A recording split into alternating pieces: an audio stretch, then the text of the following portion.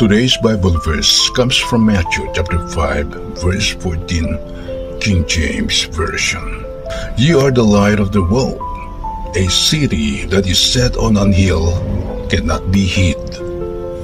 Matthew 5:14 means Christians are called to actively reflect Christ's truth, goodness, and love in a dark world. Like a visible city or lamp, faith should be public, impactful, and undeniable, guiding others toward God through good works. Key takeaways. Number 1. Active witness. Believers are not to hide their faith, but to live it openly, shining through righteous actions, love for enemies, and service to others. Number 2. Visible impact.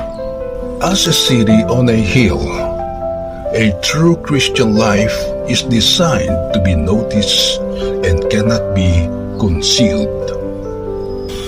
Number 3. Reflecting light. This light does not originate from people, but rather reflects Christ's character, acting as a guide in a confused, dark world. And number 4, purpose.